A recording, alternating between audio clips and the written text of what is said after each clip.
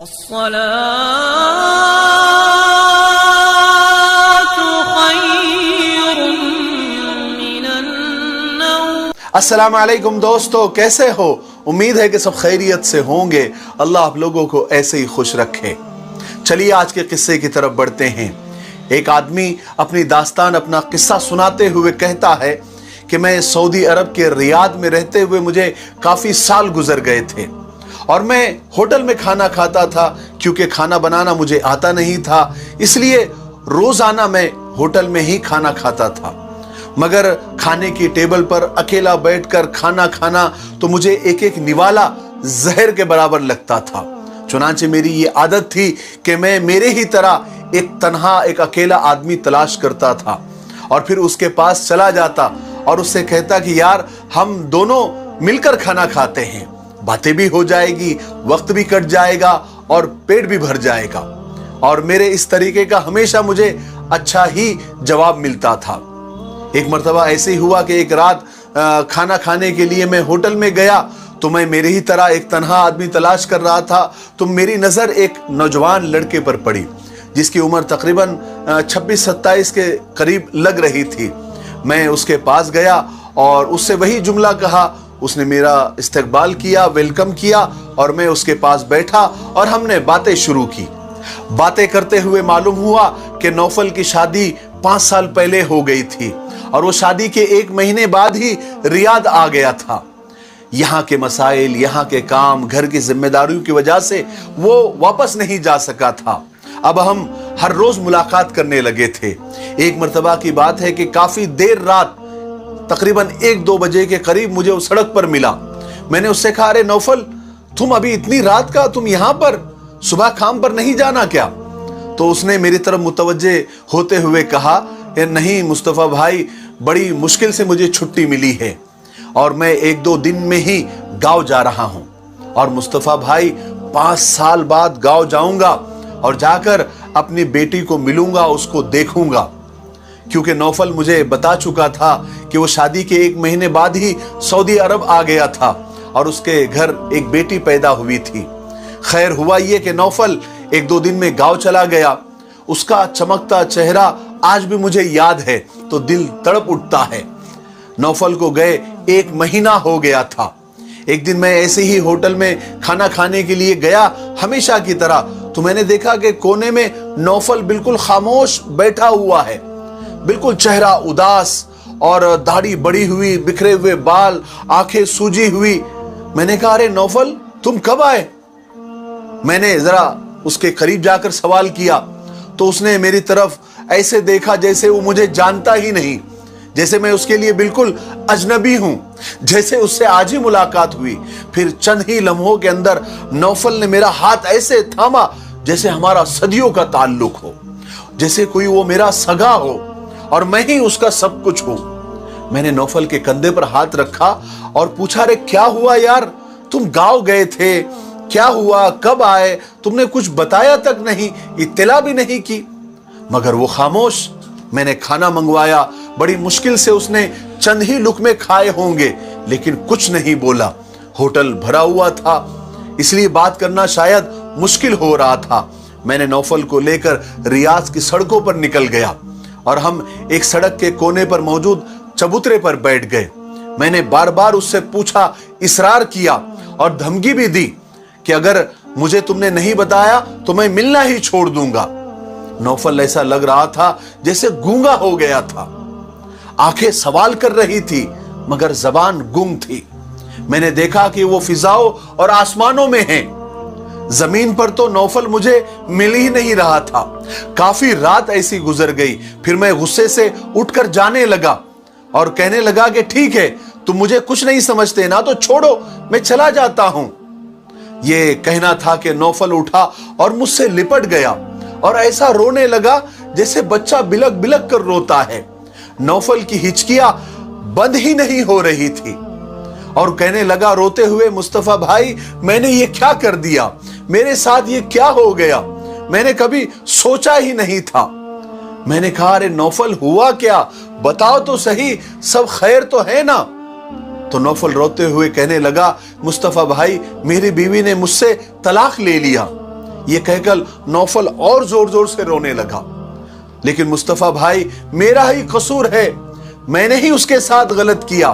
वो पढ़ी लिखी थी, कोई देहातन नहीं थी, मैंने ही उसके साथ गलत किया। मुस्तफा भाई, आप तो जानते हैं मैं शादी के 1 महीने बाद ही सऊदी अरब आ गया था। मेरी बीवी मुझे रोज कहती थी कि तुम वापस आ जाओ, हम रूखी सूखी खा लेंगे मगर साथ रहेंगे। मगर मैं घर बनाने के चक्कर में और घर बनाने के धुन में ऐसा था और सोचता था कि यार थोड़ा सा कमा लूं, फिर घर बना लूंगा और आराम से रहूंगा। माँ भी कहती थी कि बहनों के लिए कुछ जमा कर लो। लेकिन वक्त गुजरता गया, मेरी बेटी पैदा हुई। मुस्तफा भाई, मैं आपको बताऊं, मेरे बचपन का एक दोस्त था जिसका नाम अरशद था। हम दोनों एक ही महल्ले में पले और बड़े थे। मेरे घर में कोई भी काम होता था तो मैं अपने दोस्त अरशद को फोन कर दिया करता था कि तेरी भाभी ये कह रही है, जरा ये काम तो कर दो, जरा वो लाने के लिए कह रही है, तुम जरा वो ला दो। और यूं मैं उसे किसी ना किसी काम से अक्सर घर भेज दिया करता था और वो भी घर जाता था, रोजाना ही घर जाता था। मेरी अम्मी और बहनें उसे अच्छी तरह से जानती थी। मुस्तफा भाई, मेरी बेटी अब माशाल्लाह 4 साल की हो गई है। लेकिन बड़े अफसोस की बात है, मेरी बीवी अब मेरी नहीं रही। मेरी बेटी मुझे पापा नहीं समझती। मुस्तफा भाई, मैं तो बर्बाद हो गया। मैंने उसे हौसला दिया, मैंने कहा नौफल अपनी बात पूरी करो, मुझे तफसील और डिटेल में बताओ कि तुम्हारे साथ हुआ क्या। तो नौफल रोते हुए कहने लगा, मुस्तफा भाई, मेरी प्यारी बेटी अब 4 साल की हो गई है, मगर मेरे फूटे नसीब कि मेरी बीवी अब मेरी नहीं रही। मेरी बेटी मुझे पापा नहीं समझती। जब मैं पहले ही दिन घर गया, मुझे महसूस हो गया कि मेरी बीवी मेरे आने से खुश नहीं है। और मेरी बेटी तो मुझे जानती भी नहीं थी, उसे तो सिर्फ फोन पर या स्काइप पर ही बात हुई थी। अगले दिन जब अरशद आया तो मेरी बेटी पापा पापा कहते हुए उससे जा लिपटी और ये देखकर मेरी बीवी भी खुश हो गई। मैं परेशान था कि आखिर ये क्या माजरा है। 1 हफ्ता ऐसे ही गुजर गया, मैं सब कुछ महसूस करता रहा। फिर मैंने अपनी बीवी से पूछा कि आखिर ये गुड़िया मेरे पास क्यों नहीं आती, ये अरशद की गोद में चली जाती है और मुझसे कतराती है, क्या बात है। मेरी बीवी ने मुझसे कहा, मैं आपको कहती थी ना कि आप आ जाएं, आप वहां न रहें, पैसा ही सब कुछ नहीं है, हम रूखी सूखी खा लेंगे, बस हमें आप चाहिए। मगर आप नहीं आए, आप पैसे कमाने के चक्कर में ही रहे, मेरी आपने एक भी नहीं सुनी। आज हमारी गुड़िया अरशद को ही अपना पापा समझती है, अपना बाप समझती है, क्योंकि हर मौके पर वही मौजूद रहा है। उसने गुड़िया की हर फरमाइश पूरी की है। न जाने आप ये बात क्यों नहीं समझ पाए कि पैसा ही सब कुछ नहीं होता। अब आपका दोस्त अरशद मुकम्मल तौर पर हमारे घर आ चुका है। अब वो इसी घर का एक फर्द और एक मेंबर हो गया है। तो मैंने कहा, यानी मतलब मेरी कोई औकात नहीं रही, मैं कुछ नहीं है इस घर का। तो मेरी बीवी ने जवाब दिया, इसमें मेरा कसूर नहीं है, आप तो शादी के 1 महीने बाद ही चले गए थे, आज 5 साल के बाद आए हों। इस 5 सालों के अंदर अरशद ही वो शख्स था जिसने हम माँ बेटी का पूरी तरह ख्याल रखा। आज हम दोनों के ज़हनी और दिली ख्यालात मिल चुके हैं, हम एक दूसरे से मोहब्बत करने लगे हैं और अब हमने, अरशद ने और मैंने एक साथ रहने का फैसला कर लिया है। मैं ये सुनकर सख्ते में आ गया, मुझे तो काटो तो खून नहीं। मैंने चीखते हुए अपनी बीवी से कहा, तुम जानती हो तुम क्या कह रही हो, नादान हो। तो मेरी बीवी ने कहा, हाँ मैं जानती हूं, मगर मैं मजबूर हूं, मैं अब आपके साथ नहीं रह सकती, मेरे दिल में अब आपके लिए कोई जगह नहीं है और अरशद भी यही चाहते हैं कि आप मुझे छोड़ दें ताकि हम नई जिंदगी शुरू कर सके। मैं गुस्से में सीधा अरशद के पास पहुंच गया और उससे कहा कि तुमने ये क्या किया, तुम दोस्त हो या मेरे दुश्मन, मेरे ही घर में डाका डाल दिया। अरशद ने जवाब दिया, मैंने कोई डाका नहीं डाला, तुम अपने घर की रखवाली कहां कर रहे थे, तुम तो अपना घर मेरे हवाले कर गए थे اور جو رکھوالی کرتا ہے وہی گھر کا مالک ہوتا ہے۔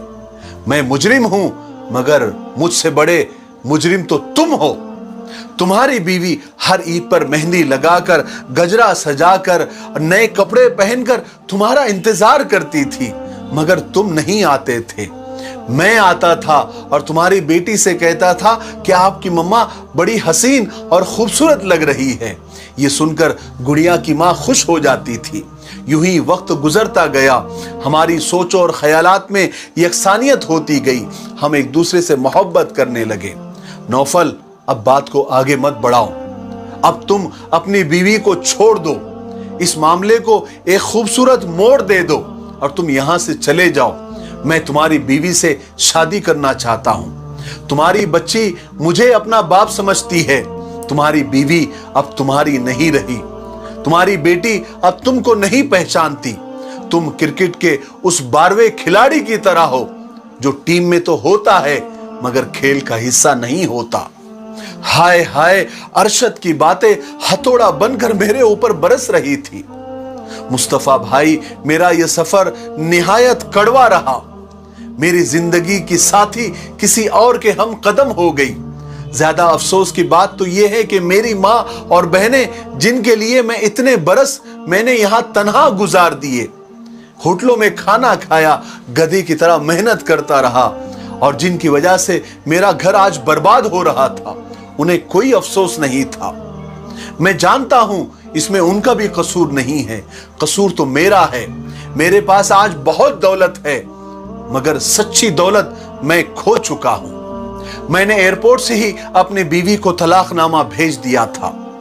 وہ دلہن جو 5 سال تک اپنے شوہر کی راہ تکتی رہی، انتظار کرتی رہی، اب اسے اور انتظار نہ کرنا پڑے، وہ دوسرے شوہر کے ساتھ ہنسی خوشی زندگی گزار سکے۔ یہ کہہ کر نوفل پھر خاموش ہو گیا۔ ریاض کی سڑک پر رات کے 2 بجے سنسناتی گاڑیاں مجھے خوف زدہ کر رہی تھی، ڈرا رہی تھی۔ نوفل کے اندر سے اٹھنے والا شور تنہائی میں مزید اضافہ کر رہا تھا۔ میرے پاس نوفل کے لیے کوئی الفاظ نہیں تھے۔ میں اسے گھر جانے کے لیے کہہ کر میں بھی اپنے کمرے کی طرف چلا گیا۔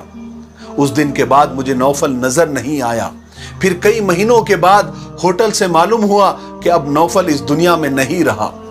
نہ جانے اس کہانی میں نوفل قصوروار تھا یا اس کی بیوی گنہگار تھی، یا ارشد مجرم تھا، یا اس کی بہنیں اور ماں اپنی خواہشات کے لیے ایک گھر انہوں نے برباد کر دیا تھا۔ مجھے پتا نہیں، بس یہ ایک واقعہ سچا تھا، اس لیے میں نے آپ لوگوں کے ساتھ شیئر کر دیا۔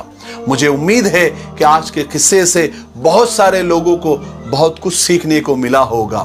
میرے لیے، پوری امت کے لیے اور پوری انسانیت کے لیے خیر کی دعا کرتے رہے۔ السلام علیکم ورحمۃ اللہ وبرکاتہ۔